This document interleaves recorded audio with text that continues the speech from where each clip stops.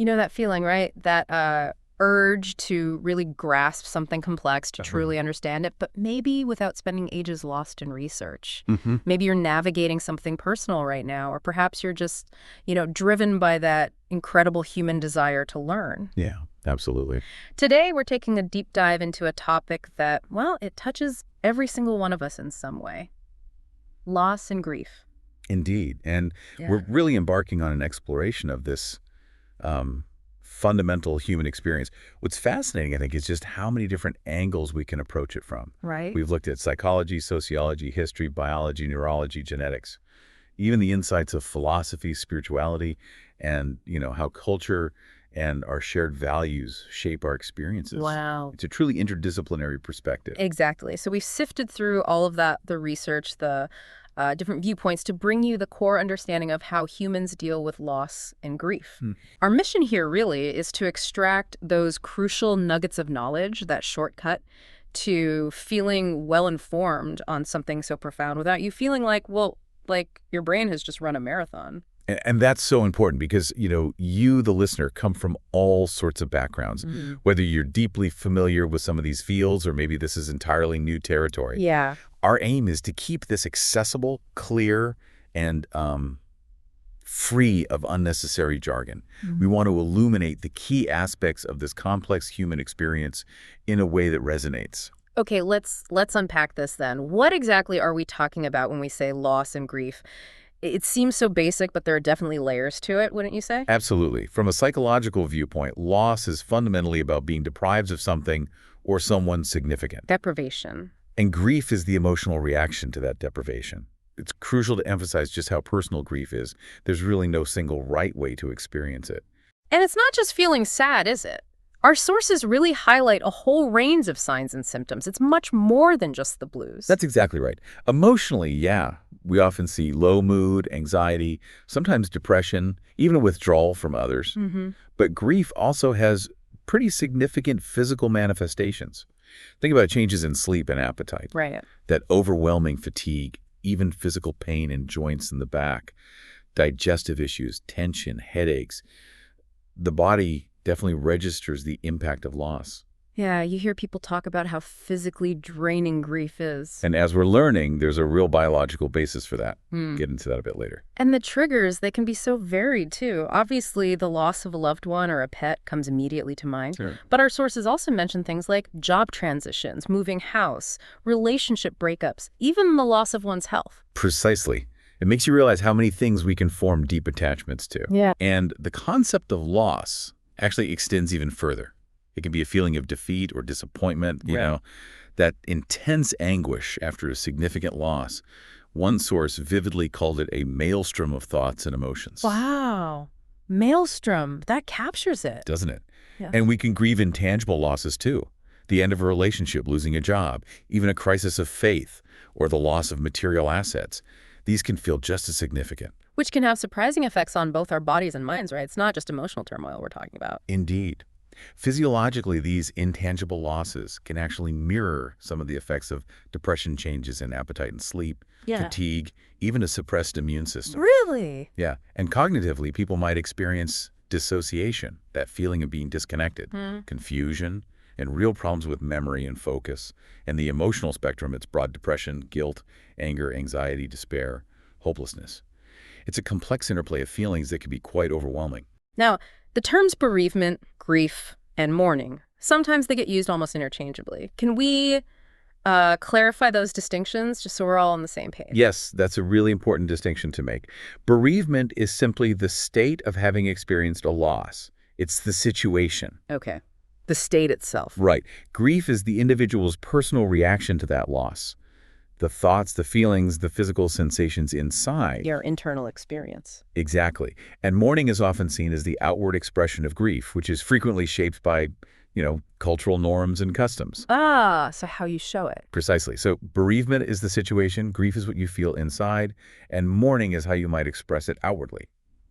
We also sometimes distinguish between acute grief, that immediate, intense response, and prolonged grief, where that intense grief persists and really interferes with daily life for an extended period. And there are models, right? Attempts to sort of map out normal grief, maybe stages people go through. It feels like we look for a roadmap in these tough times.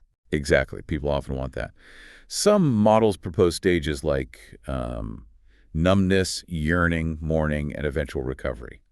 Others focus more on the tasks of mourning. Tasks. Like what? Like accepting the reality of the loss, working through the pain that comes with it, adjusting to a world without the person, and finding a way to sort of relocate the deceased emotionally and continue with life. Okay. You might also be familiar with the more famous stages attributed to Kubler-Ross: denial, anger, bargaining, depression, acceptance. Right. Those are well known. They are, but it's really crucial to remember that grief is rarely, if ever, linear. People often move back and forth between different feelings, and not everyone experiences every stage in some neat order. It's much more like navigating a winding, sometimes confusing path. Yeah, that makes more sense. And for some individuals, grief can become something more persistent, more debilitating, something that really impacts their ability to function long term. Yes, that's where prolonged grief disorder comes in. It's a recognized condition characterized by intense yearning and preoccupation with the deceased that lasts for over a year in adults, or 6 months in adolescents and children. Okay.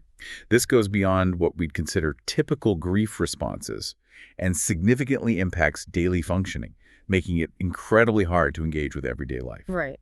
Okay, now, shifting gears a little bit, our sources also look at loss from a sociocultural perspective. How does the society we live in, our culture, shape our experience of grief? It's interesting to think about how much is individual versus, influenced by our community. That's a great question.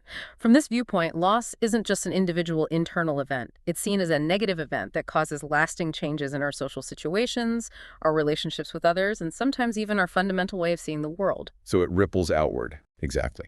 Bereavement is understood here as a state of social deprivation, a disconnection from our usual social fabric. Adapting to loss, then, involves a kind of microsocial reorganization, essentially, finding ways to fill the void left by the absence and rebuild our social connections and roles. And culture really dictates how we're expected to mourn, doesn't it? It's almost like there are unspoken rules sometimes. Absolutely. Cultural norms and customs heavily influence how we express our grief outwardly, the mourning practices.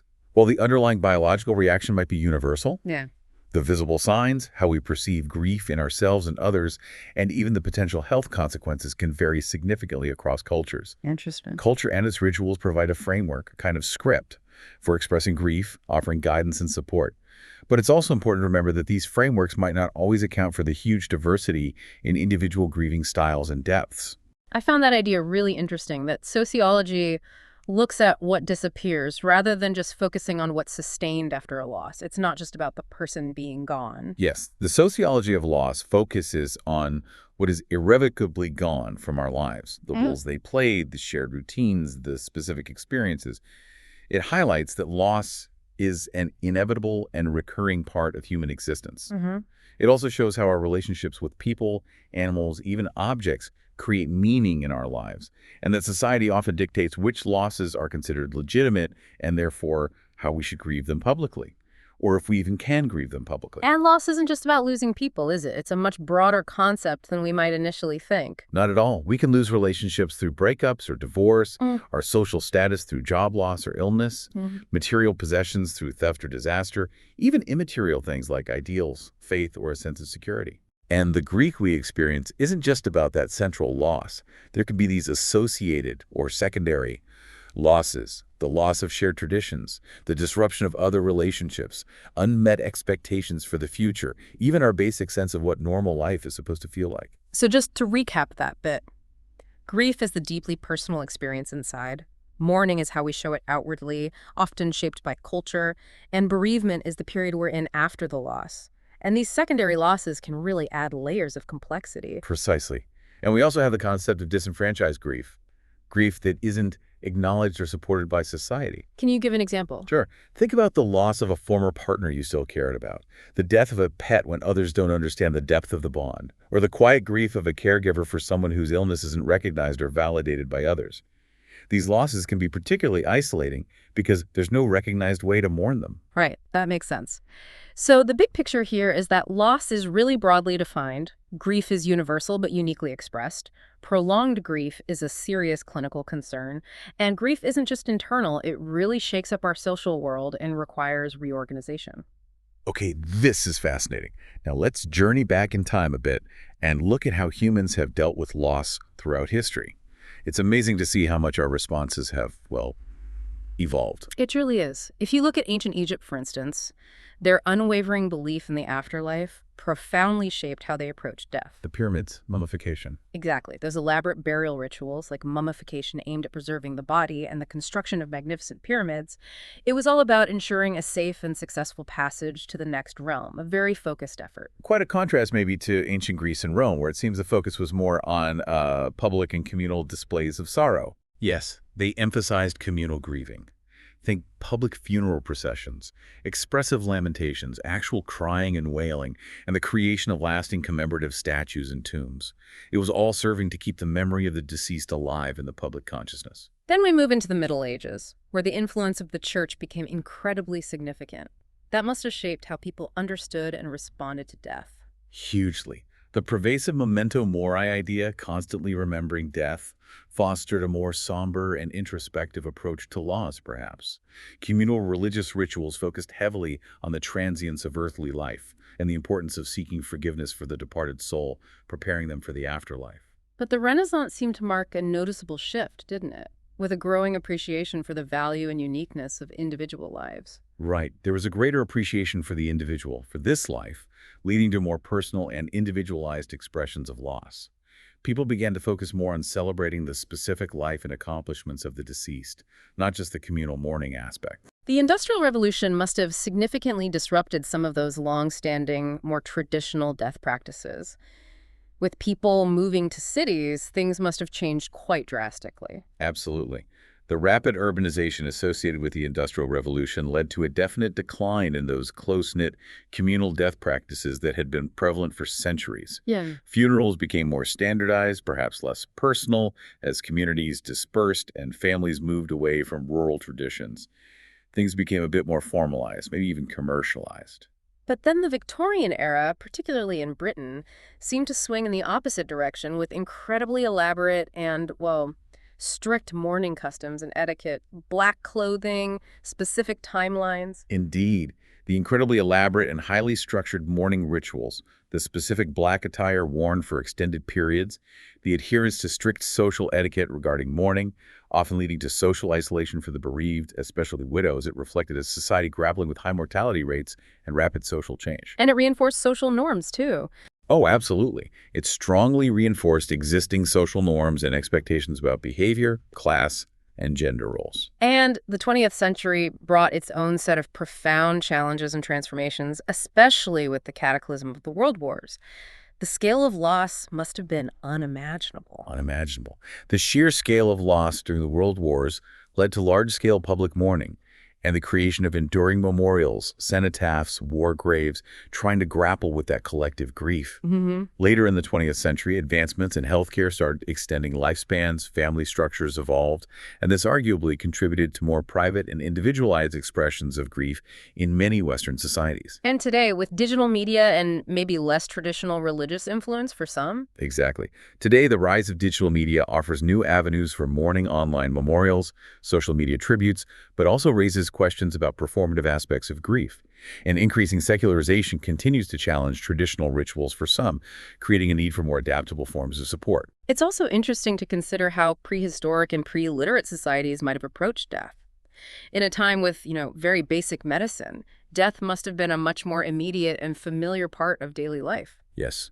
With a greater prevalence of death due to limited medical knowledge, it was a constant presence. Afterlife beliefs varied widely across these societies.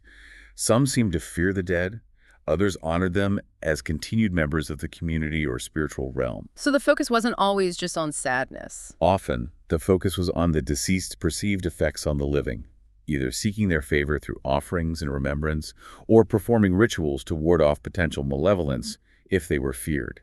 Memorials, rituals, stories were common, but so was fear sometimes. And the work of Philippe Ariès on the history of death in Western culture, that offers such a fascinating long-term view of these shifting attitudes, doesn't it?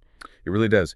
He identified distinct periods, starting from death being seen as a collective, almost familiar destiny, moving towards a more romanticized, even sentimentalized view, especially in the 18th and 19th centuries. Right. And finally, in modern times, a tendency he observed towards fearing death, medicalizing it, and increasingly pushing it out of public view in daily life. The forbidden death, he called it. And our understanding of grief itself has also evolved significantly over time, hasn't it? From early philosophical ideas about consolation to, say, Freud's concept of grief work and the widely known Kubler-Ross stages. Exactly. Early philosophical thought often focused on finding consolation and mitigating the pain of grief, sometimes through reason, sometimes through sensibility. Thinkers like Augustine felt grief should be brief, while others like Gregory the Great saw it as always meaningful. Then came modern psychology. Right. Modern psychological theories, like Freud's emphasis on the process of breaking emotional bonds with the deceased, the grief work, and forming new attachments, were groundbreaking. And later models, like Kubler-Ross's stage-based theory, which was initially about dying but got applied to grief, and the dual process model. What's the dual process model? That looks at how people often oscillate between focusing on the loss itself, the sadness, the memories, the pain, loss orientation, and focusing on the practical tasks of adapting to life without the person and building a new future, restoration orientation. It sees both as necessary parts of coping. Okay, that makes sense, that back and forth. The shift from more public communal mourning to a more private experience in the West, particularly in the 20th century, seems like a really significant development. What were the consequences? It is a significant shift. What was once often a shared community experience became increasingly private, especially in Western cultures. This was influenced by major events like World War I, where patriotic symbols sometimes replaced personal mourning rituals, and later a growing societal push, particularly maybe in the 1960s, for a rapid return to normalcy. And did that privatization have downsides? Arguably, yes. This privatization of grief may have inadvertently contributed to a stigmatization of the grieving process, making people feel they shouldn't burden others or should get over it quickly. It potentially led to a lack of adequate, visible social support and fewer widely accepted bereavement policies or practices in workplaces and communities. And it seems some of those older, more traditional beliefs, like needing prolonged suffering and a lengthy working through to reach adaptation, might not entirely align with more recent research findings on resilience. That's right. Recent research increasingly suggests that resilience is actually a more common response to loss than previously thought. While the initial pain can be intense, many individuals gradually adapt, integrate the loss, and resume their daily routines and find new meaning over time. So not everyone gets stuck. Not at all. Humans seem somewhat wired to accept and accommodate loss, even profound loss, relatively quickly in many cases. Interestingly, there's even evidence suggesting that allowing natural expressions of positive emotion, like smiling and laughing amidst the sadness, can be linked to quicker psychological healing, which contrasts sharply with older views that emphasized unrelenting somberness for extended periods. That's really counterintuitive to some traditional ideas. So the key takeaway here seems to be that how we understand and respond to loss has never been static. It's constantly been in flux, deeply reflecting our societal structures, beliefs, and values. Absolutely. We've seen that historical trend from more community-focused approaches to a more individualized experience, especially in the West in the 20th century, and now a growing modern recognition of the human capacity for resilience alongside the pain of grief. Okay, fascinating. Now, let's turn our attention to how grief might be experienced differently across the human lifespan. A child's understanding and expression of grief must be so different from that of an adult, right? Oh, absolutely. It's vastly different, especially in the early years. For infants and toddlers, say 0 to 3 years old, they're in the very early stages of cognitive development. They have a limited understanding of the permanence of death. So they might think the person is just gone for a bit. Exactly. To them, separation might feel more like a temporary absence, something that could potentially be reversible. Their grief is often primarily expressed through behavioral changes. Like what kind of changes? Things like increased irritability, more frequent crying, heightened clinginess towards caregivers, maybe developmental regression like going back on toilet training or using baby talk again, and just general signs of distress in response to the absence of that significant person. In preschoolers, say 3 to 5, they have that characteristic concrete, sometimes magical thinking. Does that affect how they process death? It really does. Their understanding of cause and effect is still developing, so they might misinterpret events. They might even worry that their own thoughts or angry feelings somehow caused the death, which can lead to a lot of guilt. Oh, wow. That's tough. It is. Their grief can manifest in various ways: behavioral regression again, disturbances in sleep and eating patterns, sometimes asking the same questions about the death over and over again. Trying to make sense of it. Exactly. They might show heightened concerns about their own safety or the safety of others, complain about vague physical aches, or have an increase in nightmares. As children move into the school-age years, maybe 6 to 12, they start to grasp the permanence of death more fully, right? How does their grief look then? Yes, they generally understand that death is final. Their focus often shifts more towards the specific details surrounding the death, the potential long-term impact it will have on their lives and the lives of others in the family. So more concrete worries. Often, yes. Yeah. They might express worries about their own safety or the safety of other loved ones. Will you die too? They might have difficulties with concentration in school, more frequent nightmares, report physical complaints like headaches or stomach aches. Sometimes they become hypervigilant, constantly checking on remaining loved ones, or they might withdraw socially from friends and activities. Adolescence is such a complex period already, with teenagers navigating that push-pull between independence and vulnerability. Grief must really complicate that stage. It certainly can. Adolescents often grapple with this conflict. Wanting independence but feeling incredibly vulnerable underneath, they might find it really challenging to ask for support, maybe fearing they'll appear weak or different from their peers. How might their grief show up? It can manifest as apathy, a kind of what's the point attitude, or social withdrawal and difficulty communicating their feelings. Conversely, some might throw themselves into a hectic social life, almost as a form of distraction or avoidance. We're trying to outrun the feelings. Perhaps. It's also quite common for adolescent grief to seemingly subside for a while, only to re-emerge unexpectedly, maybe triggered by an anniversary, a milestone, or another life event, sometimes years later. And adulthood brings its own unique experiences with loss. The death of parents, for instance, is often a significant life transition for adults. It really is. For adults in midlife, the death of a parent often triggers a more profound awareness of their own mortality. It can also lead to shifts in their identity, their role within the family. Losing a parent can also mean losing a primary caregiver, that fundamental sense of security, even if you're an adult. And losing the second parent. That can be particularly impactful. It often directly confronts them with their own finitude and can lead to a renewed focus on their own life goals and priorities.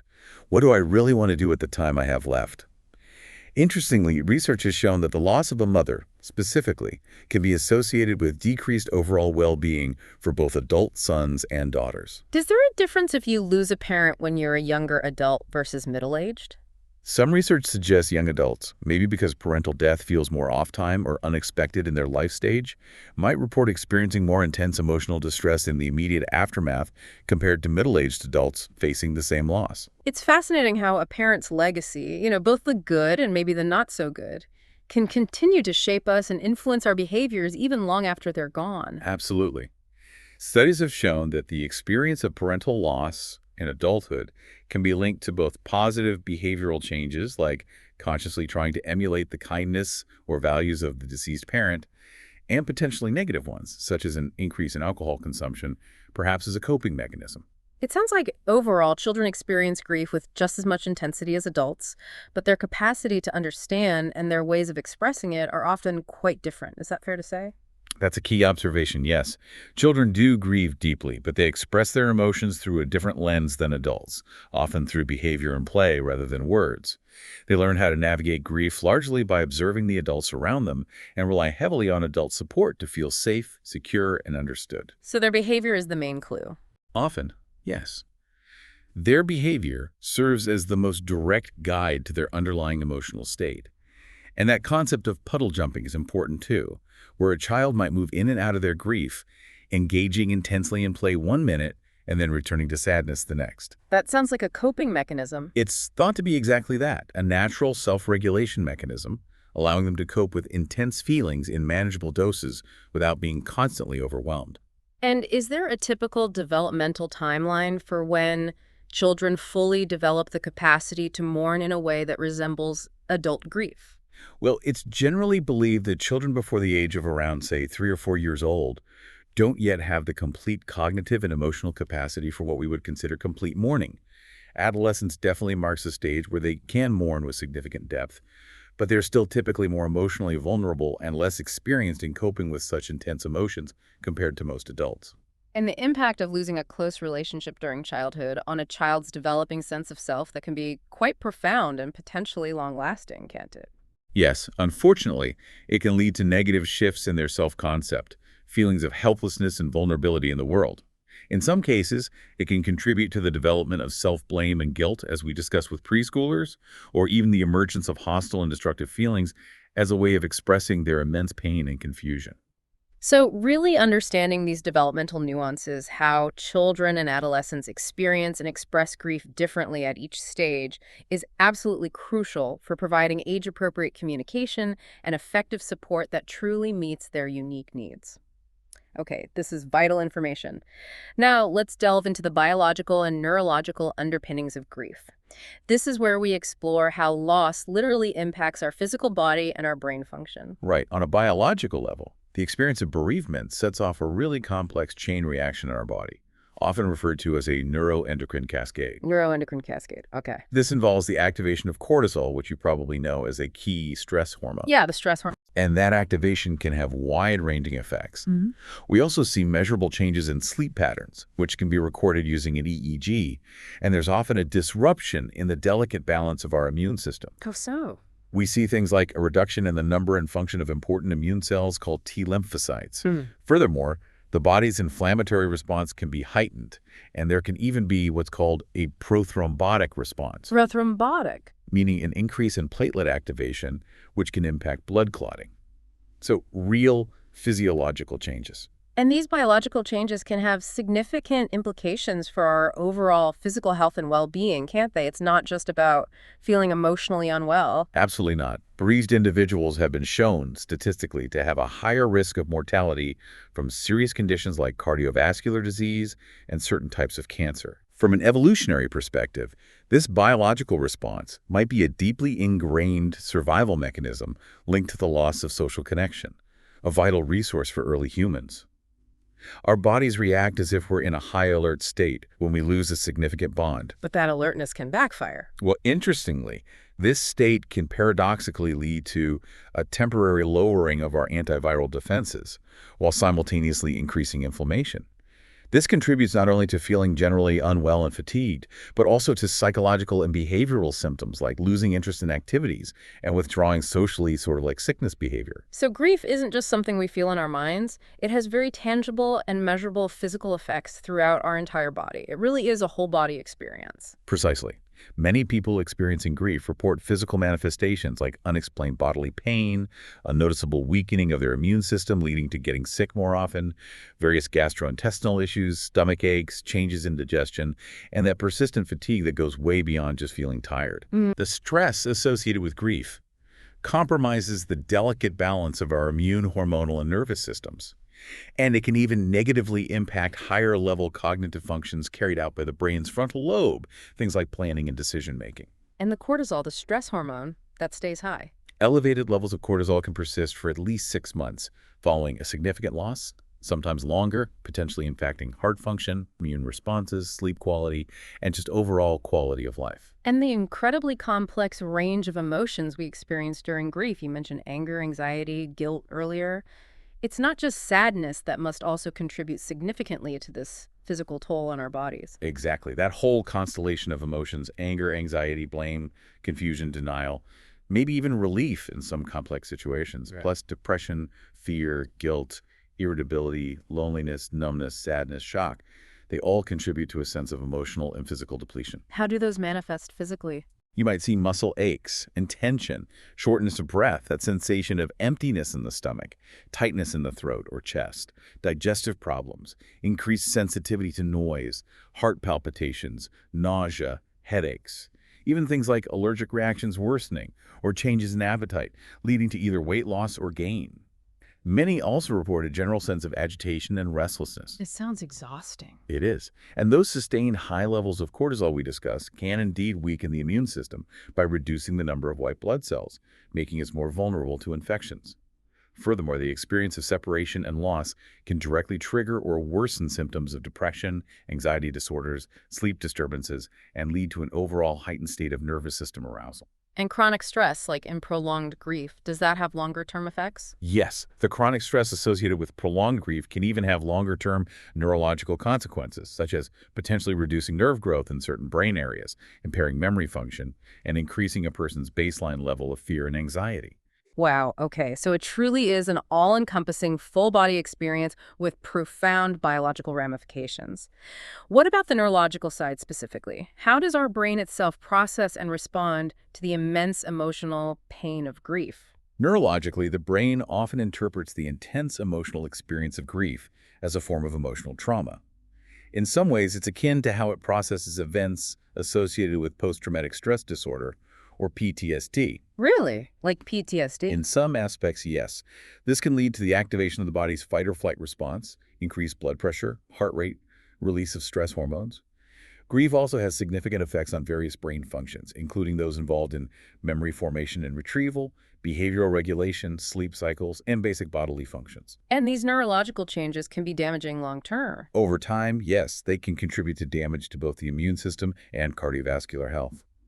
Many individuals also experience significant cognitive effects during grief, often described vividly as brain fog. Ah, yes, brain fog, that feeling of mental cloudiness. Exactly. Yeah. Characterized by difficulties with concentration, attention, and just clear thinking. But our brains also have this incredible capacity to adapt and change neuroplasticity, right? How does that play into the grieving process? Can the brain rewire itself? Yes, through neuroplasticity, the brain's remarkable ability to reorganize itself by forming new neural connections throughout life, it can gradually adapt to the absence of a loved one. This involves the brain creating new pathways and modifying existing ones to adjust to the changed reality. So it learns to live with the absence. In a sense, yes. However, chronic stress, like that experienced in prolonged grief, can actually hinder this adaptive process. It can potentially lead to reduced nerve growth in key areas like the hippocampus, which is important for memory, and impaired cognitive function. So neuroplasticity can be slowed down by overwhelming stress. So grieving is almost like learning, but a really hard kind of learning. You could definitely view it that way. It's the difficult process of adapting to a world where the deceased person is no longer physically present, which necessitates fundamental changes in our daily habits, routines, future expectations, even our sense of self. And at the very core of the grieving experience is often that intense feeling of yearning, that longing for the person who is gone. How does our brain account for that persistent feeling? Exactly. That intense yearning for the deceased person, or perhaps for the way things were before the loss, is a central component of grief. Neurologically, grief is understood to be a distinct experience from clinical depression, although, importantly, these two conditions can certainly co-occur. Okay, distinct but can overlap. Right. Our brains form deep, meaningful bonds with the people in our lives. When one of those bonds is broken by death, the absence is felt almost like a physical missing part. You might have heard comparisons to the sensation of a phantom limb after an amputation. Yeah, I have. This can also manifest as a heightened vigilance for any cues that might suggest the presence of the deceased. Sometimes this leads to what are known as false recognitions, momentarily thinking you see or hear them in a crowd. Ah, that must be jarring. It can be. Brain imaging studies, particularly those looking at people while they're actively reminiscing, recalling memories of the deceased, show increased activation in brain regions associated with memory, emotional processing, and even the regulation of heart rate. And in prolonged grief, is the brain activity different? Interestingly, in cases of prolonged grief, some research suggests there may be higher levels of dopaminergic activity in the brain. Dopamine is a neurochemical often associated with motivation and reward. This might contribute neurologically to the persistent and intense yearning that characterizes this condition. And that brain fog we mentioned, that feeling of mental cloudiness, what's the neurological basis for that specifically? That feeling of mental cloudiness, the brain fog, is likely a result of the brain being significantly overloaded with grief-related thoughts, memories, and intense emotions. This constant internal processing can simply overwhelm attentional resources. Just too much going on. Exactly. It impairs attention, concentration, and overall cognitive function, making it difficult to focus on everyday tasks or think clearly. Furthermore, functional MRI, fMRI studies, are starting to identify specific brain network features, particularly those involving the amygdala, The emotion center. Right, central to emotion processing. Features in these networks might explain some of the variability in grief symptoms among individuals, and could even correlate with different grief trajectories over time, how people recover or don't. The reactivity of the amygdala to reminders of the deceased, and how well that reactivity is modulated or controlled by the prefrontal cortex, the part involved in higher-level control, seems to play a significant role. So it's about the balance between emotion and control. It seems to be partly about that balance, yes. The incentive salience model we touched on earlier suggests that this intense yearning and the intrusive thoughts associated with grief act to orient our attention and motivation towards the unattainable goal of reunion with the deceased. And you mentioned the reward system earlier, too, in complicated grief. Yes. Fascinatingly, research has also shown that in some cases of enduring or complicated grief, brain regions associated with reward processing, like the nucleus accumbens, can actually be activated by thoughts of the deceased. So thinking about them feels rewarding in a way. It might, on a neural level, which could inadvertently reinforce these patterns of longing and intrusive thoughts, potentially hindering the process of acceptance and adjustment to the reality of the loss. It really sounds like, at a fundamental level, our brain is just grappling with a sudden and profound change in its understanding of the existence of someone we were deeply connected to. It's a massive shift in our internal map of the world. Precisely. Our core belief systems about the world, our place in it, our future, they're often deeply intertwined with our key relationships. A significant loss can shatter these established understandings, leading to a state of internal disequilibrium, confusion. In response, defense mechanisms like denial or avoidance might temporarily kick in as the brain attempts to cope with this overwhelming and often incredibly painful new reality. So it's a truly profound biological and neurological event with wide-ranging consequences for our physical and mental health and overall well-being. Just staggering. Now let's move on to a perhaps less obvious aspect of grief, the genetic dimensions. This is a surprising area that our sources touched upon.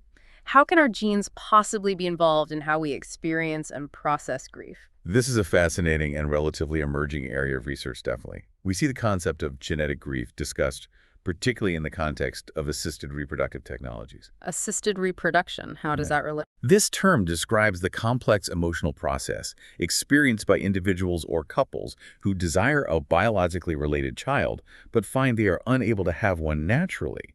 It often involves a profound sense of loss related to, well, shattered expectations about family formation and the inability to pass on their genes directly. So even when people choose to use donors, maybe eggs or sperm, and are happy with that decision to build their family, there can still be an underlying sense of loss related to that missing biological connection. Exactly. Feelings of sadness, guilt, fear, even anger can arise as individuals come to terms with not having a child who shares their specific genetic material. The field of epigenetics offers an interesting perspective here, too. Epigenetics, that's about how genes are expressed, right? Not the genes themselves. Right. It looks at how environmental factors can influence gene expression without altering the underlying DNA sequence. It suggests that the parental environment, particularly the conditions in the mother's womb, and those crucial early interactions between parent and child, can shape the baby biologically in ways that might lead to perceived shared traits and characteristics, even without a direct genetic link. So that could bridge the gap a bit, maybe. It could offer a different way to think about connection, yes, but it also highlights the deep psychological significance many people place on the idea of biological relatedness in family bonds, and the grief that can arise when that expectation isn't met. And what about the genetics of bereavement in a more general sense, beyond family formation? How does experiencing a major loss impact our genes or their expression? Research has begun to show that the experience of bereavement is indeed linked to measurable changes in gene expression.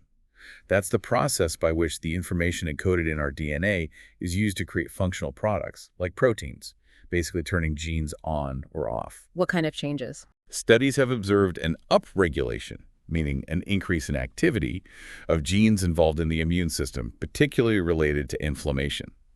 And conversely, a downregulation or decrease in activity of genes related to certain types of immune cells called B lymphocytes. And is it different in complicated grief? Interestingly, yes. In individuals experiencing complicated grief, there's been a specific finding of downregulation of something called type I interferon transcripts. This differs from the upregulation of these same transcripts observed in those who are grieving but not experiencing complicated grief.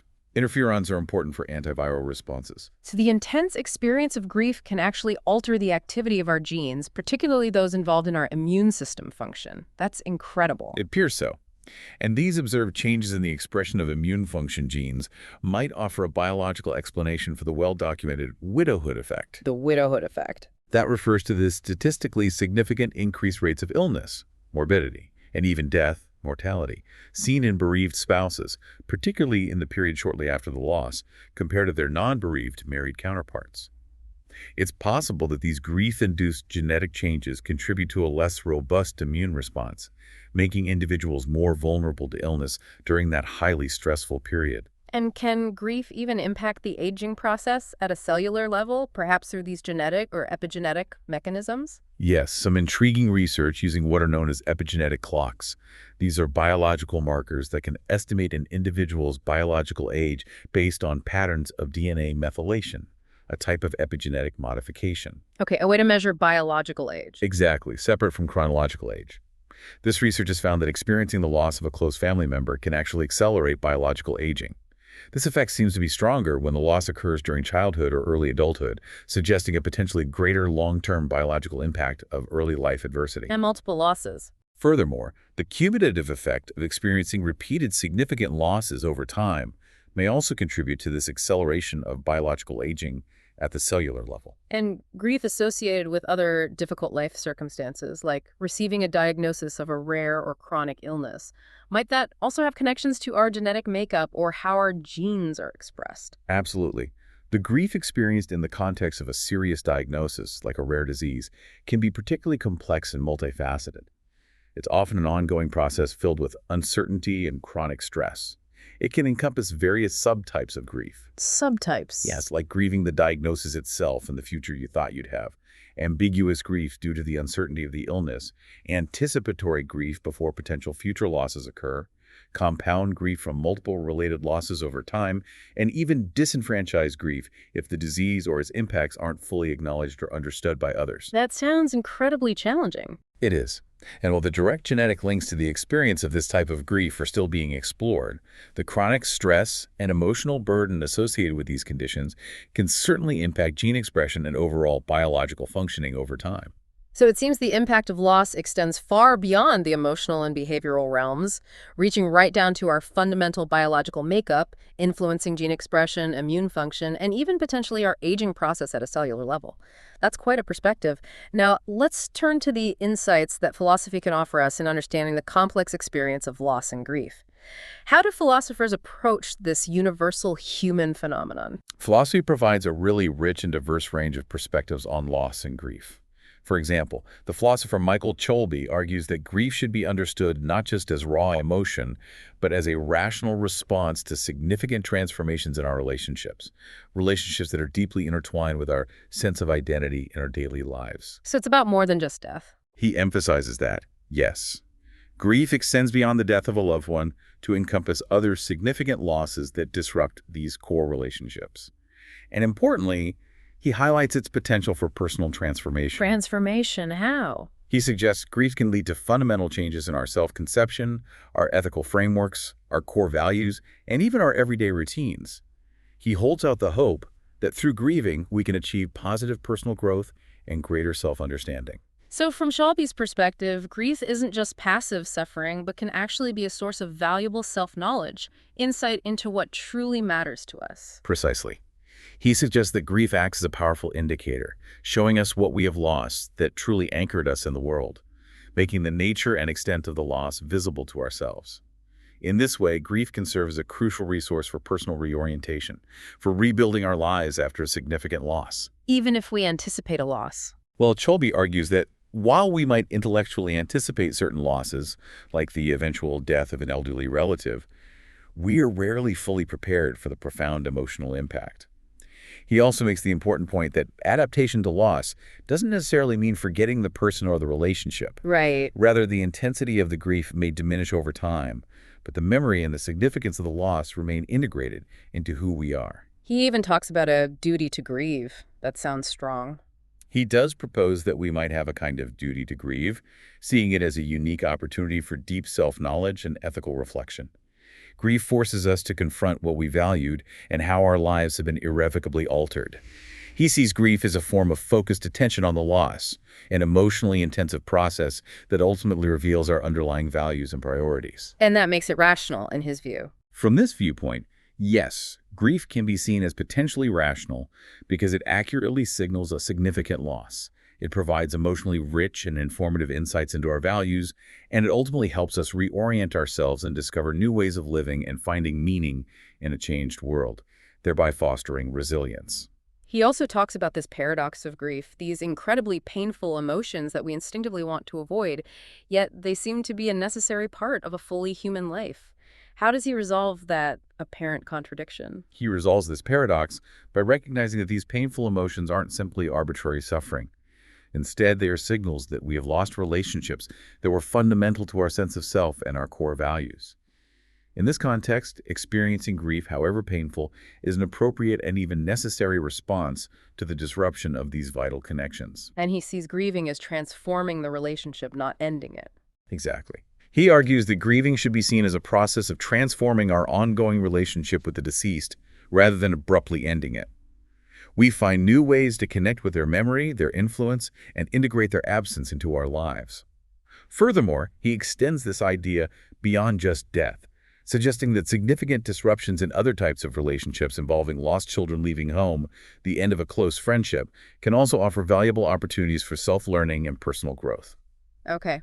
What about the perspective of existentialism on grief? That seems like a philosophical school of thought that would naturally grapple with themes of loss, meaning, mortality. Absolutely. Existentialism views grief as an inherent aspect of the human condition, deeply connected to our awareness of our own finitude, our limited time, and the impermanence of life itself. That's just part of being human. Essentially, yes. From this perspective, grief can be seen as a powerful affirmation of life and our shared humanity, highlighting the depth of our attachments and our capacity for love. Finding meaning and purpose within the sorrow of grief is considered a crucial aspect of the healing process and personal growth. So it's not just negative. No. Existentialism emphasizes that loss is natural and inevitable, and expressing grief is a testament to the love and attachment we felt. It serves as a potent reminder of our own mortality and the transient nature of existence, prompting us to reflect deeply on the meaning and purpose we find or create in our lives. And loss can shake that meaning. Oh, profoundly. Significant loss can indeed shatter the constructed meanings and identities we have built for ourselves, potentially leading to a profound existential crisis. Who am I now? What's the point? In therapy informed by existentialism, grieving is often viewed as a process of meaning reconstruction. Rebuilding meaning. Exactly. Grappling with questions of identity, purpose, and values in a world that has been fundamentally altered by the loss. Facing our own finitude and the impermanence of all things, including our relationships, can paradoxically lead to a deeper appreciation for the preciousness of life and the importance of living fully in the present moment. Existential guilt comes into this too. Yes, existential guilt, the awareness of our unfulfilled potential and the limited time we have, is often seen as a root of death anxiety. Grief can starkly reveal the profound loss of life value that the deceased represented, prompting us to turn towards the loss, make space for it, and ultimately reconnect with our own sense of purpose and value in the world. And how does Stoicism approach grief? A philosophy often associated with managing emotions and focusing on what we can control. It might seem counterintuitive to the raw emotion of loss. It might seem that way, but Stoicism offers a distinct approach. It certainly emphasizes managing distress and focusing on what is within our control. From a Stoic perspective, loss, particularly the death of loved ones or the loss of possessions, falls into the category of things ultimately outside our direct control, things subject to fortune or fate. So you shouldn't get upset. Not quite. While Stoics recognize that we naturally form attachments to loved ones and possessions, they call these preferred indifference, things we naturally prefer but aren't essential for virtue. They also believe that the loss of these things shouldn't have the power to utterly destroy our inner peace or rational capacity. They advocated for acknowledging the natural feeling of grief, not denying or suppressing it, but also for actively engaging reason as a primary tool for healing and finding emotional equilibrium. Death is viewed as a natural and recurring event in the cycle of life. Remembering our own mortality can serve as a way to orient ourselves in the present and appreciate what we have now. So prepare for loss mentally. Stoics encourage mental preparation for potential losses to lessen their emotional impact when they inevitably occur. They emphasized accepting the unpredictable nature of life and the harsh rule of fortune, as Seneca put it. However, it's crucial to clarify. Stoicism doesn't advocate for suppressing emotions entirely. Right. What then? Rather, it encourages us to face, process, and understand our emotions immediately using reason, rather than letting them fester or overwhelm us. Key Stoic practices for navigating grief include challenging our expectations and sense of entitlement, actively seeking any positives that might still exist, even if small, accepting the reality of pain as part of life, consciously cherishing memories and cultivating gratitude for the time shared, and consistently practicing acceptance of what cannot be changed. Acceptance, reason, gratitude. Exactly. The philosopher Seneca, known for his writings on Stoic consolation, acknowledged that some grief is natural, but cautioned against excessive, prolonged mourning that hinders our ability to live virtuously and fulfill our duties. That's a really helpful distinction. And it leads us to perhaps the biggest philosophical question of all, the meaning of life. Especially in the face of loss. How do these concepts intertwine? Does loss make life meaningless, or can it actually illuminate meaning? The meaning of life and the experience of loss are indeed deeply intertwined in philosophical thought. Some perspectives, particularly those tied to the idea of an afterlife providing ultimate purpose, might view death as potentially rendering earthly life meaningless if there's no continuation. The "if this is all there is" idea. Exactly. However, other philosophical viewpoints argue strongly that life can be inherently meaningful through the goals we set, the efforts we exert, the relationships we build, and the achievements we make during our finite time, regardless of whether it ends. Some even suggest that our very mortality, our limited time, is precisely what gives life its preciousness and therefore its inherent meaning. So death gives life meaning. For some thinkers, yes. From an existential perspective, grief, as we mentioned, can lead to a state of profound despair, as Kierkegaard described it, but it can also be transformative. It forces us to confront our own existence and potentially realize our truest selves by appreciating the fleeting nature of life. Rather than making life seem meaningless, the existential view often posits that the awareness of death should prompt us to live more authentically and contentedly in the present, not be paralyzed by fear. So whether it challenges our sense of meaning or sharpens our appreciation for life, loss seems to be a powerful catalyst for philosophical reflection on our existence, our values, and how we choose to live. Now let's turn our attention to the profound role that belief systems and spirituality can play in how we navigate the often turbulent waters of loss. For many, faith is an incredibly important anchor during times of grief. Absolutely. For countless individuals, their faith and spiritual beliefs provide a significant source of comfort, solace, hope, and meaning when facing loss. However, paradoxically perhaps, the experience of grief can also lead to a period of intense questioning of long-held beliefs about the nature of life, death, suffering, and the divine. Is God good? Why did this happen? So it can be both a comfort and a challenge. Exactly. Interestingly, research comparing individuals with no spiritual beliefs to those with strong religious convictions hasn't found a simple, direct link, suggesting that the absence of spiritual beliefs automatically leads to a slower resolution of grief. It's more complex. How so? Well, faith can facilitate coping by providing answers, even if partial, a supportive community, and established practices or rituals. But it can also complicate the grieving process if the loss seems to directly challenge the very foundations of an individual's belief system, potentially impeding healthy emotional expression or leading to a crisis of meaning if the loss feels irreconcilable with their faith. So spirituality can offer a framework of support, providing belief systems, practices like prayer or meditation, and rituals to guide grieving. But it's not always a straightforward comfort. That's right. Spirituality often provides a comprehensive system of beliefs that offer explanations and potential solutions to the big existential questions raised by loss. It can also offer practices like prayer, meditation, or connection with nature that provide comfort and a sense of connection beyond the immediate pain. Rituals, too, can guide individuals and communities through the grieving process in a structured way. Can it help with fear? Yes. Spirituality can help individuals confront their deepest fears about death and the unknown, facilitate the difficult process of letting go of the physical presence of the deceased, cultivate inner resources like courage and compassion, and ultimately aid in the search for meaning and purpose in the aftermath of loss. The process of grieving itself can sometimes involve a necessary revision or evolution of one's spiritual beliefs as individuals try to integrate the reality of their loss into their existing worldview.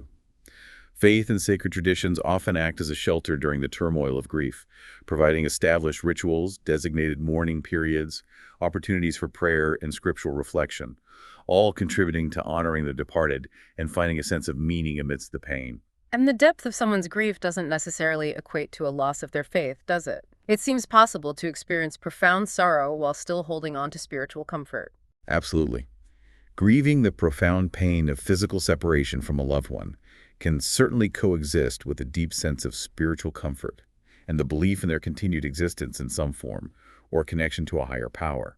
In fact, some research suggests that religion may act as a protective factor against the development of complicated grief, potentially by providing a sense of purpose beyond individual existence, or offering extrinsic motivations like belief in an afterlife, or the desire to serve a higher power even through suffering.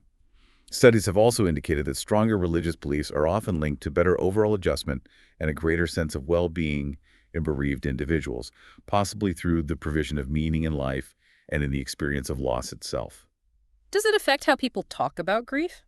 Interestingly, some studies have found that religious or spiritual individuals may exhibit more calmness when discussing their grief compared to those who are not religious. And at least one study reported that religious individuals experienced less overall grief intensity and perceived greater personal growth following a loss compared to atheists in that sample.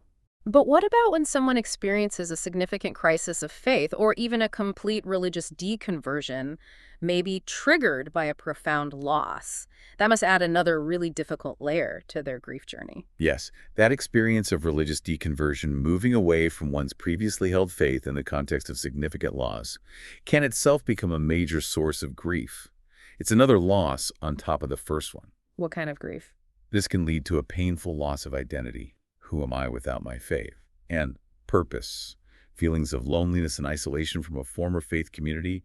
Profound existential crises as previous answers and frameworks disappear.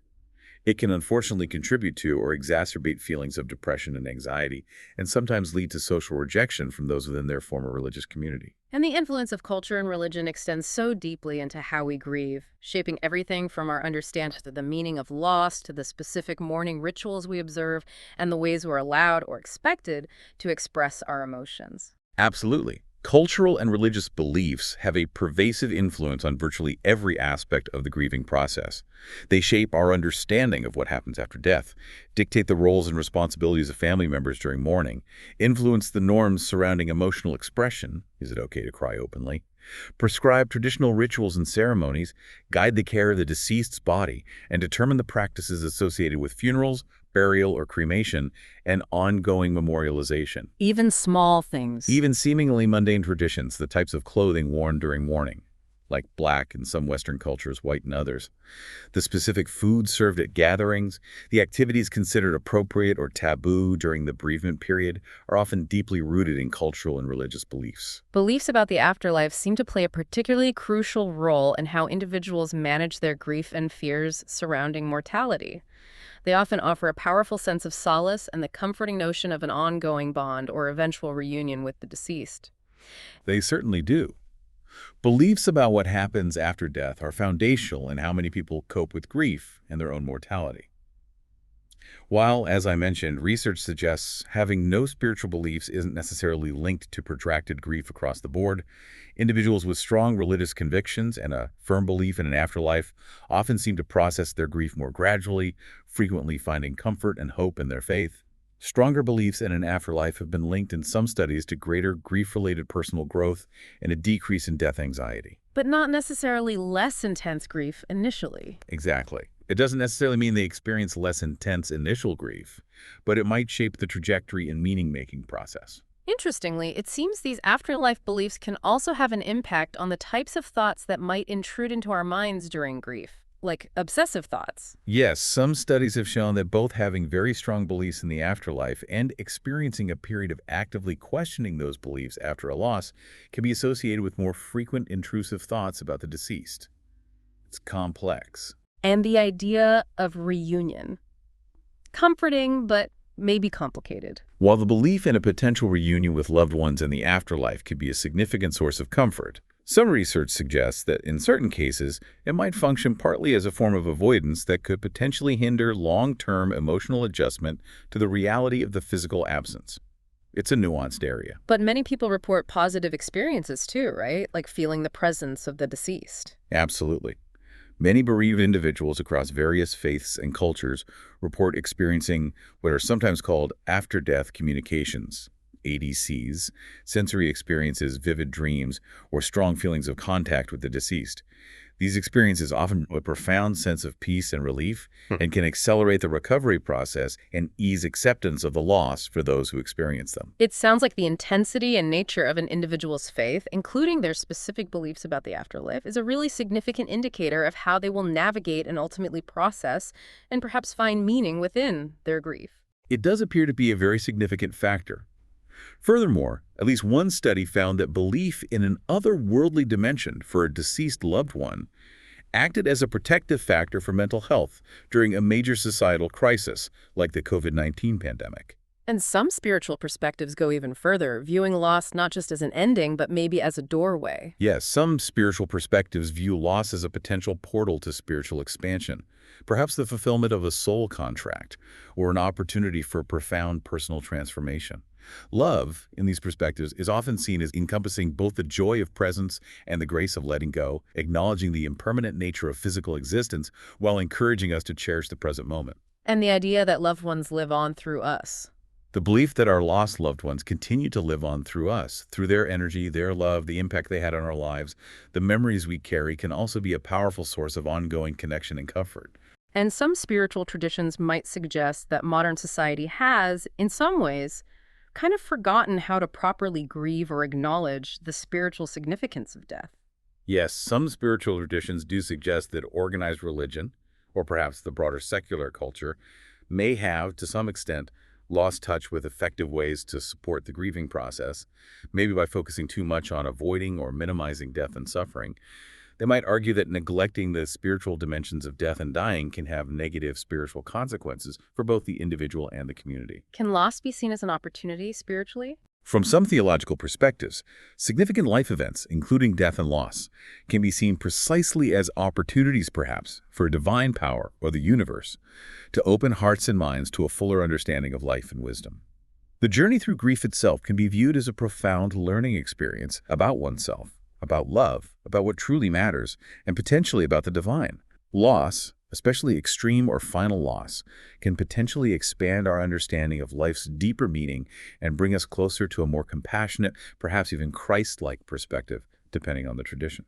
So grief, from these viewpoints, isn't just a negative emotion to be endured, but can actually be a powerful and even, in a way, beautiful emotion that teaches us about what is real and what is temporary, encouraging us to focus on the present and truly appreciate the time we have. Precisely.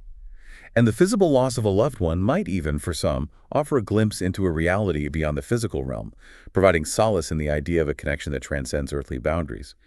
Spirituality and religion can serve as a vital shelter during the storm of grief, offering established rituals, memorial practices, and traditions for honoring the departed, and providing a framework for mourning. And practices like prayer. Practices like prayer, meditation, or the reading of sacred texts can offer comfort, guidance, and a sense of connection. Connecting with a higher power, or a sense of something larger than oneself, can provide a framework for understanding loss, bringing a sense of clarity, comfort, and peace, and even potentially a renewed sense of purpose in life after loss. Addressing one's own spiritual self, including wrestling with certainties and doubts, acknowledging sources of comfort and perhaps feelings of spiritual abandonment, and nurturing an ongoing relationship with one's faith or spiritual practice are all crucial aspects of navigating grief from a spiritual perspective. So it's clear that our beliefs, whether religious or spiritual, have a profound and multifaceted influence on how we experience, understand, and cope with loss. They offer comfort, hope, frameworks for understanding, and rituals for navigating this difficult terrain. Indeed. Belief systems provide comfort, hope, and a structured way to understand death and perhaps an afterlife, often through meaningful rituals. However, the experience of loss can also challenge deeply held beliefs, leading to periods of spiritual crisis or even a loss of faith for some. Ultimately, beliefs about the afterlife meaning and connection play a significant role in shaping an individual's unique grief journey. While faith can be a powerful source of solace and resilience, rigid interpretations of beliefs may sometimes hinder healthy emotional expression, and the loss of faith itself adds another layer of complexity. Overall, though, spirituality and religion serve as a vital resource for finding meaning, maintaining connection, and fostering resilience for countless people facing loss. Absolutely. Now, let's turn our attention to the incredible diversity of mourning rituals and practices that exist across different cultures around the world. While grief itself is a universal human experience, the ways we express and navigate it vary so widely, it's quite staggering. It truly is. While that underlying experience of grief is fundamental to being human, the ways in which we express it, understand it, and navigate it differ dramatically across the vast tapestry of human cultures. Each culture provides its own unique and often deeply meaningful set of traditions, beliefs, and practices designed to help individuals and communities cope with bereavement. And these diverse rituals and traditions serve such a vital purpose, don't they? They're not just arbitrary customs handed down. Absolutely not. They play a profoundly significant role. They help us process the intense emotions associated with grief. They provide ways to collectively celebrate the lives of those who have died. They offer much-needed comfort and support to the bereaved within the community, and they help maintain a sense of continuity between the past, the present, and the future. And the collective aspect. Collective mourning practices, where the community comes together, can foster a powerful sense of strength, solidarity, and shared humanity among those who are grieving. Rituals offer structure, purpose, a familiar path to navigate the often disorienting experience of loss. And things like storytelling serve as a powerful way to preserve the memory and legacy of the deceased, ensuring they are not forgotten. Our sources provide some incredibly vivid and diverse examples of these cultural practices. We see things like the vibrant and celebratory Dia de los Muertos in Mexico, A beautiful example. the respectful and ancestral honoring Obon Festival in Japan, and the elaborate, often extended, and sometimes quite joyful funeral ceremonies in Ghana. Exactly. And consider the deeply symbolic Hindu cremation rituals and the subsequent Shraddha ceremonies focused on ancestral care.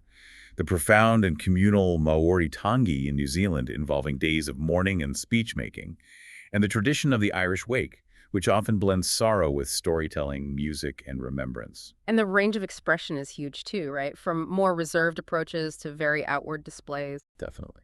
We see a range from the more stoic or reserved expressions of mourning sometimes seen in Japan to the incredibly emotionally expressive practice of keening, a form of vocal lament in historical Ireland. We see unique artistic expressions like the fantasy coffins created in Ghana to reflect the deceased's life or profession, and the visually stunning Ngabin cremation ceremony in Bali, which is seen as a joyful release of the soul. Some of these practices are quite striking and might seem unusual to those of us unfamiliar with them, like the Framadihana in Madagascar, the turning of the bones, where families exhume and dance with the rewrapped bodies of their ancestors as a form of celebration and connection. Yes, or the ancient practice of sky burials in Tibet, where the body is offered to vultures, reflecting Buddhist beliefs about impermanence and compassion. We could also mention historical water burials in some Nordic countries, the significant ritual of parading the deceased through the streets and immersing their ashes in the sacred Ganges River in Varanasi, India. The traditional Zoroastrian practice of leaving bodies in the Tower of Silence for vultures, reflecting beliefs about the purity of the earth. Or even more contemporary practices like turning cremated ashes into commemorative death beads in South Korea. And throughout history and across cultures, we see varied memorial practices, like the carving of totem poles by some native North American tribes to represent lineage and history, and incredibly diverse burial customs reflecting different beliefs about the afterlife. We even have historical examples like endocannibalism in some cultures, where members of a community ritually consume parts of the deceased, believed perhaps to absorb their qualities or maintain a profound bond. And while now outlawed and widely condemned, historical practices like sati in parts of India, where a widow was expected to immolate herself on her husband's funeral pyre, highlight the complex and sometimes brutal interplay of cultural norms, gender, and grief. Even within a single religious tradition like Judaism, we see distinct periods and practices, don't we? Absolutely. From the immediate period of intense mourning and focus on funeral arrangements called Ananut, to the 30-day mourning period of Shaloshim, and the annual remembrance of Yahrzeit, marking the anniversary of the death, with specific prayers and rituals. It's truly amazing to see the sheer breadth and variety of these practices, from the elaborate burial rituals of ancient Egypt aimed at ensuring passage to the afterlife, and the public mourning and commemorative monuments of ancient Greece, to the complex Mayan beliefs about the underworld and their customs of painting faces and loud crying, perhaps to scare away malevolent spirits. And we even have more modern, localized traditions emerging, like the surfer's funeral, paddle out, a beautiful ritual where footless surfers gather on their boards in the ocean to collectively mourn someone who loved the sea. It really shows how humans create meaning through ritual. And despite this incredible diversity, are there some fundamental commonalities, some universal threads that seem to run through many of these cultural approaches to loss? Yes, despite the vast differences, we often find some shared themes. Like, Things like a shared understanding of grief as a deeply significant and universal human experience. The central importance of ritual in providing structure, meaning, and a path through the chaos. Traditions of feeding and caring for those who are mourning. An emphasis in many cultures on maintaining a continued bond with the deceased in some form through memory, prayer, or ancestral veneration. Practices of annual remembrance. The value placed on openly talking about the person who has died, sharing stories. The deep human need to make sense of the loss, to find some meaning in it. And crucially, the critical role of community support in helping individuals navigate their grief. but even within a single culture or religion, there can be significant variations, right? It's not always a monolithic experience, even within one group. Absolutely. Even within specific countries, different regions, societies, ethnic groups, and various religious denominations, mourning customs can differ significantly based on local traditions, family dynamics, socioeconomic status, and individual beliefs. Factors like the culturally prescribed color associated with grief, black, white, purple, the expected duration of formal mourning, the individual's inner experience versus the expected outward display, and even the role of language in expressing sorrow can all vary considerably. And what are some of the key cultural factors that seem to have the biggest impact on how grief is experienced and expressed across the board? Key cultural factors would include the prevailing religious beliefs about death, the soul, and the afterlife, the established family dynamics and traditional gender roles within the community, who is expected to grieve how, the societal norms surrounding the public expression of emotions, stoicism versus outward lament, the presence and nature of traditional mourning rituals and ceremonies, the customary ways of caring for the body of the deceased, and the specific practices associated with funerals, burial, or cremation, and ongoing memorialization. Even traditions around clothing, food, and activities during bereavement are deeply influenced by culture. It's interesting to reflect on modern Western culture in this context. As we touched on earlier, particularly in recent times, it has often seemed to shy away from openly acknowledging death and grief compared to some other cultures or historical periods. Yes. Modern Western culture has, at least historically in the 20th century, often tended to exhibit a degree of discomfort with openly discussing death and grief, sometimes viewing them as private matters or even fearing them. Changes in lifestyle, increased mobility, and advancements in medical technology have, in some ways, led to a depersonalization of the dying process and the immediate aftermath of death, often shifting these experiences away from the home and community into institutional settings like hospitals and funeral homes. So it really underscores the fundamental human need for meaningful frameworks, rituals, beliefs, community support to help us deal with loss. And these frameworks can range from deeply communal celebrations of life to more private, introspective reflections, all reflecting the diverse belief systems and values that shape our human experience. Exactly. And understanding and respecting these cultural variations is so incredibly important if we want to provide truly empathetic and culturally sensitive support to those who are grieving, rather than imposing our own cultural assumptions. Absolutely vital. Okay, now let's shift our focus to the crucial topic of resilience. How do we adapt to life after experiencing a significant loss and find a meaningful way to move forward, even with the pain? Resilience, in the context of grief, is generally defined as the ability to adapt well and bounce back, relatively speaking, from significant adversity, trauma, or stress. It involves recovering from the initial shock and pain of loss, and often emerging from the experience with a greater sense of strength, perspective, or understanding. So resilient grieving isn't about not feeling pain. Not at all. It's not about denying or suppressing the pain of loss. Rather, it's about actively engaging in the mourning process, experiencing the necessary pain and sorrow, while simultaneously working to reshape one's life and discover new sources of meaning and purpose in the absence of the loved one. It sounds active, not passive. Very much so. It's about finding a way to navigate a world that has been fundamentally altered by the loss, without allowing that world to completely fall apart. This involves actively participating in life again, accepting the complex range of emotional responses that arise, both positive and negative, and striving to find new avenues for purpose, connection, and love in the present and future. So resilience isn't about being unaffected by grief or getting over it quickly, but rather about actively engaging with the pain while also finding ways to adapt and build a new, different kind of life. What are some of the key strategies that our sources suggest can foster this kind of resilient grieving? There are many helpful strategies that come up. Things like reestablishing daily routines can provide a much-needed sense of normalcy and structure during a chaotic time. Structure helps. Examining one's current behaviors may be coping mechanisms to discern which are actually helping in the long run and which might be inadvertently hindering healing is crucial. Things like excessive drinking, for instance. Self-awareness. Yes. Actively reaching out and asking for help from supportive individuals, friends, family, support groups, professionals is a sign of strength, not weakness.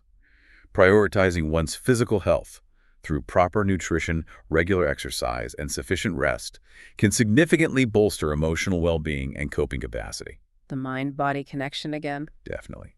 Consciously seeking out small moments of positivity, beauty, or gratitude, even amidst the sorrow, can offer glimmers of hope and perspective. Engaging in healthy distractions when the pain feels overwhelming can provide temporary respite and prevent burnout. Creating personal rituals or continuing cherished traditions associated with the deceased can help maintain a sense of connection and meaning. Finding new meanings seems key too. Actively working to find new meaning and purpose in life after the loss is a powerful step towards healing and resilience. Accepting the permanent reality of a loss, while incredibly difficult, is a necessary part of adaptation. Intentionally connecting with others and nurturing existing relationships can combat feelings of isolation, which often accompany grief. Wow. Focusing on the present moment, rather than dwelling solely on the past or becoming overwhelmed by fear of the future, can be grounding. Mindfulness practices can help here. Learning to accept what cannot be changed about the loss can eventually foster a sense of peace, allowing oneself to experience positive emotions. Joy, laughter, contentment, alongside the sadness, is actually a sign of healthy coping, not a betrayal of the deceased. And finally, redefining personal goals and aspirations in light of the loss can provide a new sense of direction and hope.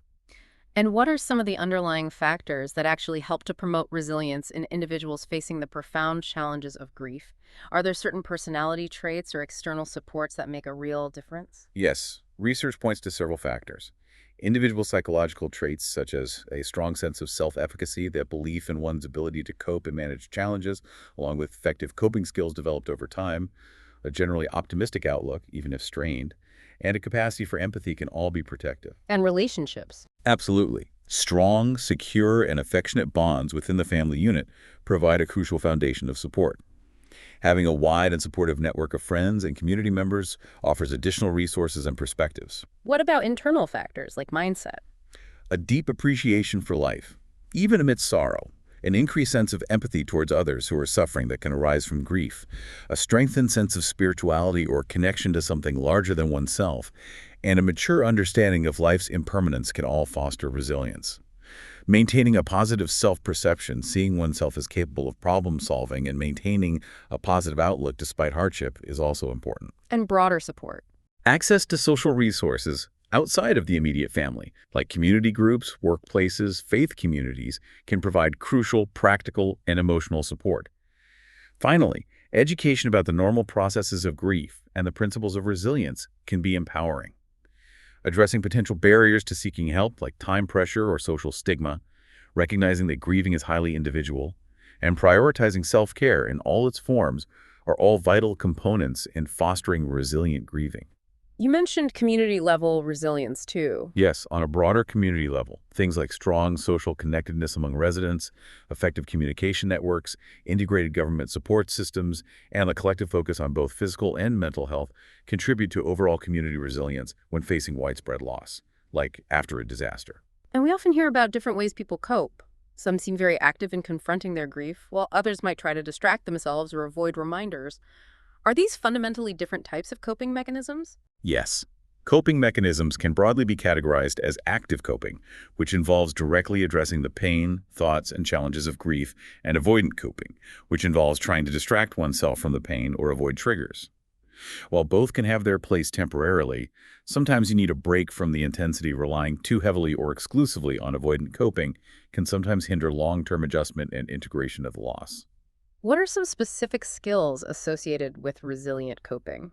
Specific skills that have been found to be helpful include things like positive reframing, finding positive aspects or lessons even in difficult situations, using humor appropriately when it feels right, practicing acceptance of the reality of the situation, trying to take a broader perspective on life beyond the immediate pain, actively engaging in problem solving for the practical challenges loss creates, and drawing strength from one's spirituality or faith, if applicable.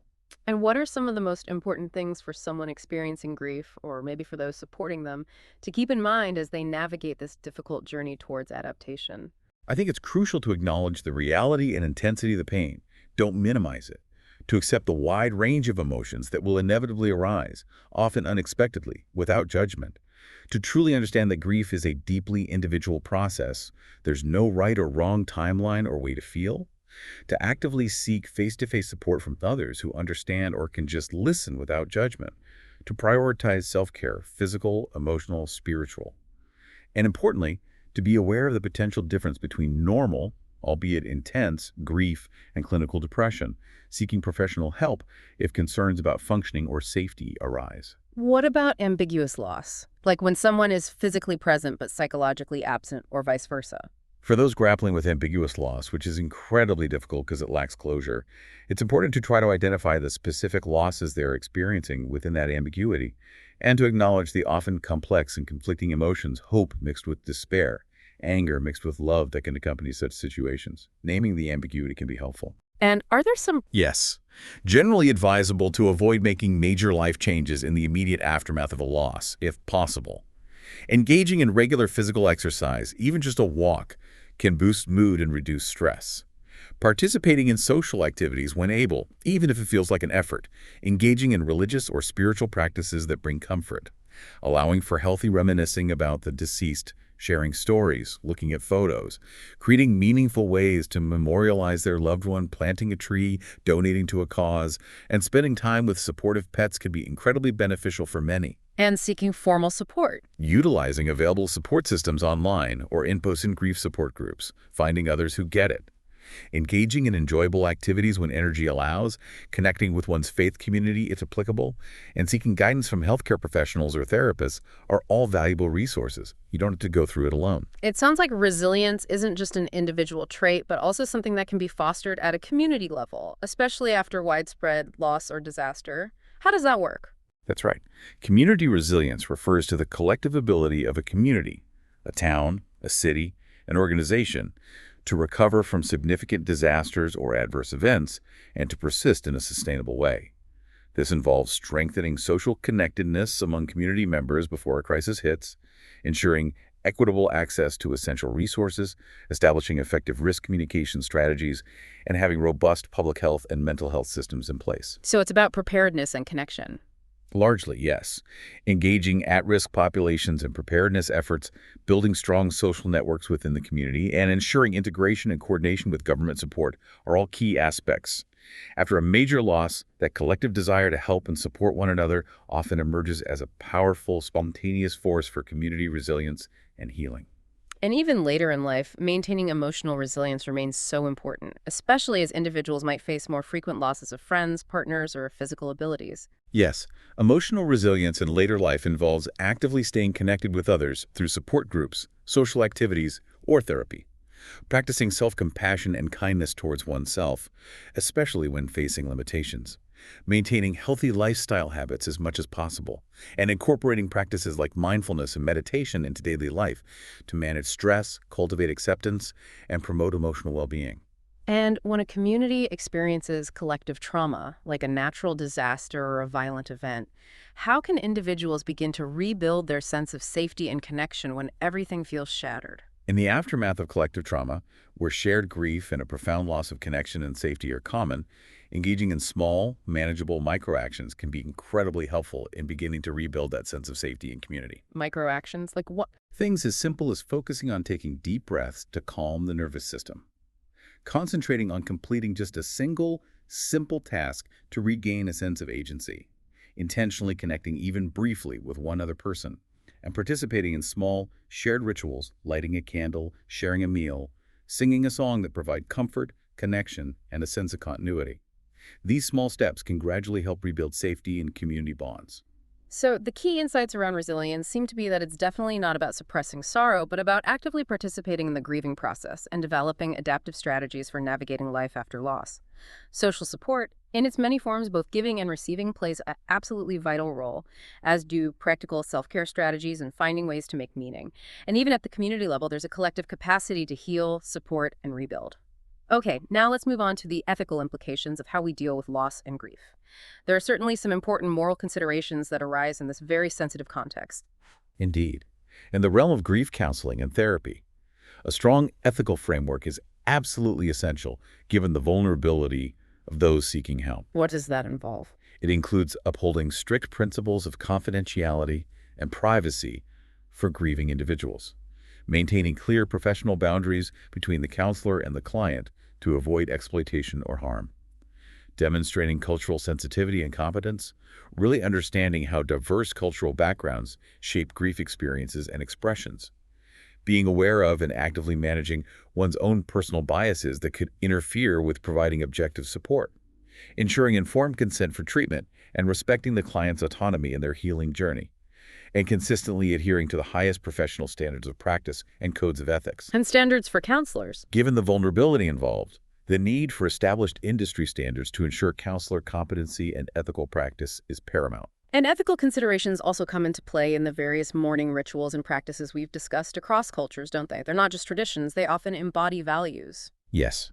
Mourning rituals are often deeply embedded within the broader ethical frameworks of society. They provide culturally specific guidelines for how the deceased's body should be treated and disposed of, the appropriate duration and nature of mourning periods, and the expected behaviors of the bereaved.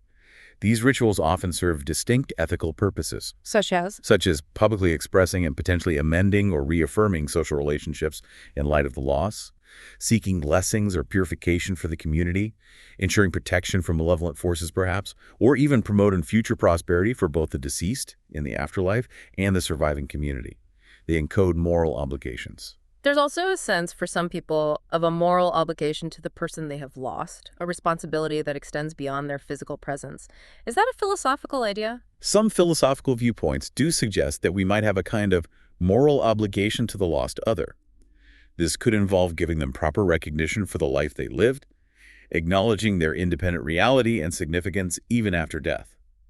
This might manifest in various ways, such as actively preserving their memory, honoring promises made or wishes expressed, or continuing to act in ways that reflect the values they held dear.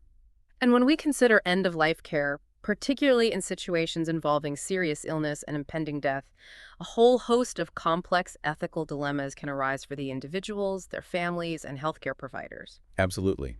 Ethical decision-making at the end of life involves navigating incredibly difficult choices related to medical interventions like resuscitation, CPR, mechanical ventilation, artificial nutrition and hydration, the use of sedation to manage symptoms, and the decision to withhold or withdraw life-sustaining treatments. What's the guiding principle there? In all of these situations, respecting the patient's autonomy, their right to make decisions about their own body and care based on their values and previously expressed wishes, like in advance directives, is of paramount ethical importance, even when family members are experiencing intense anticipatory grief and grappling with the prospect of loss. The concept of the dignity of the deceased seems like a central ethical consideration that should guide how we approach death and mourning in any context. It is indeed. Upholding the dignity of the deceased is a fundamental ethical principle across most cultures. It requires us to treat every individual with the utmost respect and care after death, regardless of their social status, personal history, or the circumstances surrounding their death. This ethical obligation extends to every aspect of how their body is handled, prepared, and presented. And culture plays a role here too. Cultural and religious beliefs often play a significant role in shaping specific end-of-life decisions and post-death practices, such as whether burial or cremation is preferred, and the rituals involved. But ultimately, there is a widely held ethical duty to treat the dead with dignity and to respect their wishes and the wishes of their grieving loved ones as much as possible. What about the ethics of the various societal support systems that are supposed to help people cope with grief? Are there ethical considerations there as well, like support groups or even just how friends react? Yes, even informal support networks, friends, family, colleagues, can sometimes inadvertently cause distress or fail to meet the needs of the bereaved, perhaps through insensitive comments or unhelpful advice. So it's important to critically examine the dynamics of these interactions from an ethical standpoint. Are we truly helping?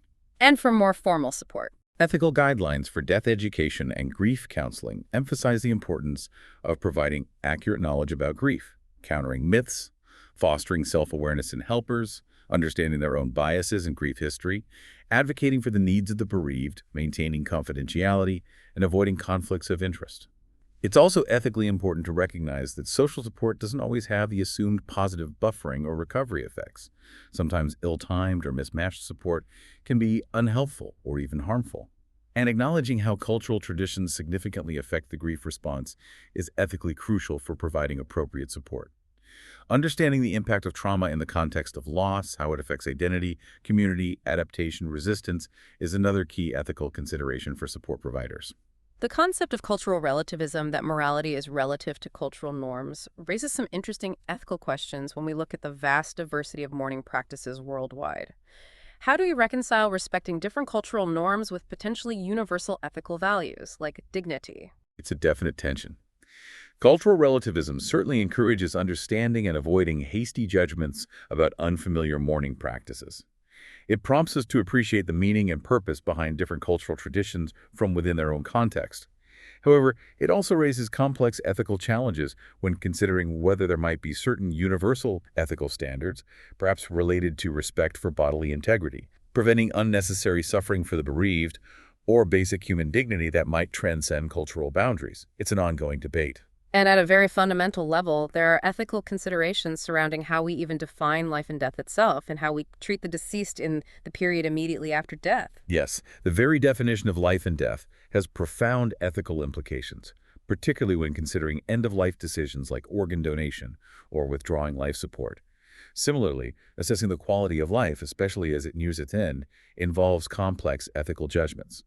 And the respectful handling of human remains after death is a significant ethical concern across almost all cultures. How do the definitions differ? Well, the legal definition of death often centers on the irreversible cessation of all brain function, including the brainstem.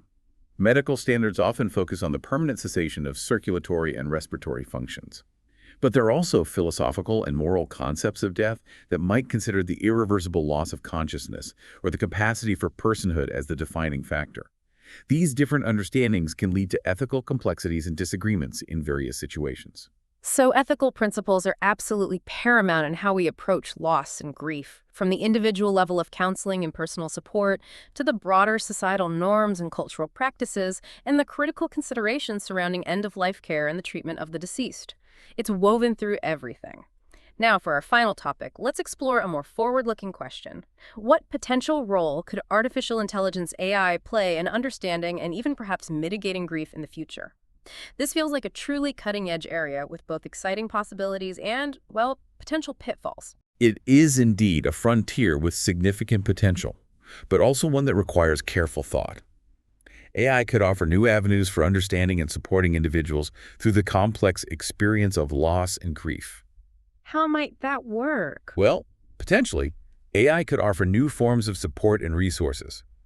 Imagine AI-powered companions or chatbots specifically designed for grief support, offering a kind of continuous presence or a readily available non-judgmental space for emotional expression and processing, maybe 24/7. Like a grief bot. Essentially, yes. Algorithms could also potentially be developed to analyze individual patterns of grief, maybe through analyzing text or speech, and then personalize resources tailored to the specific type of loss, the individual's personality, their coping style, and even their cultural background. And for research. Furthermore, the ability of AI to analyze vast data sets of grief experiences, perhaps from online forums, therapy notes, anonymized of course, or surveys, could potentially uncover previously unseen patterns and insights. This could inform the development of more effective, targeted interventions and support strategies. That sounds promising in some ways, but as you mentioned, it also raises some pretty significant ethical red flags that we need to consider very carefully. Absolutely. Given the deeply personal and sensitive nature of grief, ensuring the privacy and security of any data collected and used by AI systems is absolutely paramount. There are huge risks there. And the human element. There's also a significant ethical concern about the potential for dehumanization if we were to rely too heavily on artificial intelligence for core emotional support. Yeah. AI, at least in its current and foreseeable forms, lacks genuine empathy, shared experience, and the nuanced understanding that comes from human connection. Could it make grief lonelier? That's a scary thought. What else? The accessibility of AI-based grief support is another critical ethical consideration. Would it only be available to those with certain levels of technological literacy or financial resources, potentially widening existing health disparities? And furthermore, we must be incredibly mindful of the potential for algorithmic bias. Bias in AI grief support. Yes. If the AI systems are primarily trained on data from certain demographic groups, they might not accurately understand or appropriately respond to the grief experiences of individuals from other backgrounds, potentially leading to ineffective or even harmful interactions. Ensuring fairness and equity is crucial. Our sources even touched on the somewhat philosophical, maybe even sci-fi idea of AI potentially enabling a constant state of feeling good, even in the face of profound loss. That has some pretty significant and perhaps even unsettling implications for our understanding of what it means to be human. It does indeed. While AI might theoretically be able to help manage some of the more debilitating symptoms of grief, the idea of using technology to suppress negative emotions entirely, even if it became technologically feasible, raises profound psychological and philosophical questions. What would it mean for our understanding of the richness and meaning of human life, which often comes precisely from experiencing the full spectrum of human emotions, including sorrow, loss, and longing? Would we lose something important? There could be unforeseen consequences for our personal growth, our empathy, our capacity for deep connection, and our appreciation for life's fleeting beauty if we were to artificially flatten our emotional landscape in that way. Does enduring pain teach us something valuable? A huge question. But on a more perhaps analytical note, could AI potentially help us gain a better understanding of the fundamental nature of life and death itself, perhaps by analyzing the vast bodies of philosophical, religious, and scientific literature on these topics? It's certainly a possibility.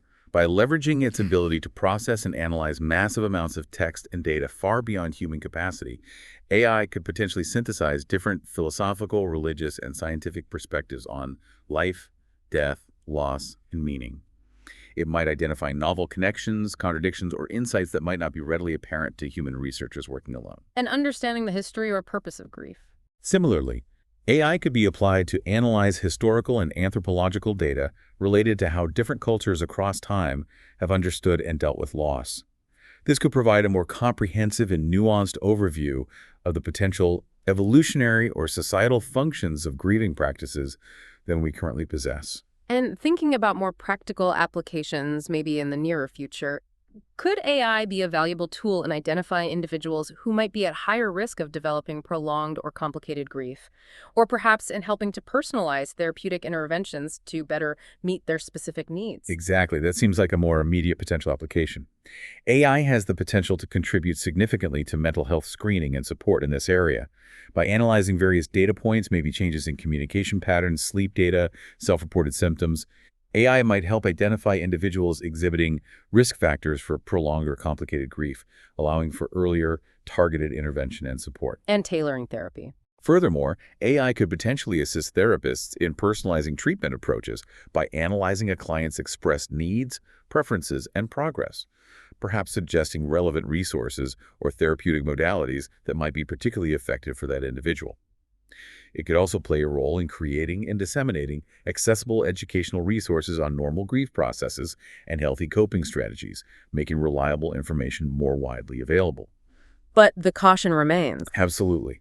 As we've discussed, it is absolutely crucial that we approach the integration of AI into this deeply sensitive and human area with extreme caution, guided by a robust ethical framework.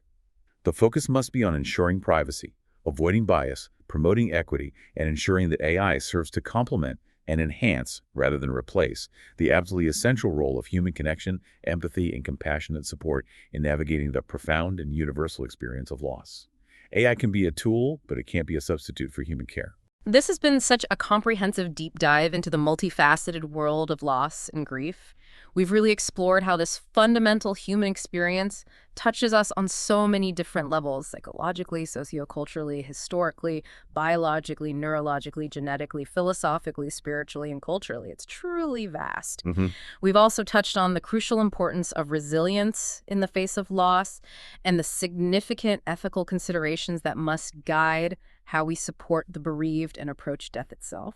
Yes, and we sincerely hope that for you, our listener, this deep dive has provided that quick yet thorough understanding we were aiming for at the start. We've tried to offer some surprising facts and a comprehensive overview of this universal human experience without leaving you feeling completely overwhelmed by the sheer volume of information. Because this is such a deeply complex and intensely personal topic, and we've really only just begun to scratch the surface of its many layers today, we encourage you to take some time, perhaps, to reflect on the various perspectives we've shared and consider how they might apply to your own understanding of loss, maybe in your own life, or perhaps in how you might offer support to others who are grieving. And perhaps as a final thought to maybe linger with you after you finish listening, consider the ever-evolving landscape of how we, as humans, understand and cope with loss. In an increasingly technological world, how might artificial intelligence continue to reshape our practices and perspectives around grief, for better or worse? Or how will our diverse cultural traditions of mourning continue to adapt and evolve in response to changing societal norms, global interconnectedness, and shifting beliefs about life, death, and what comes after? It's a landscape that is constantly shifting, and there will undoubtedly always be more to learn, more to understand, and more to explore about this fundamental and profoundly human aspect of our shared experience. This is DigitView.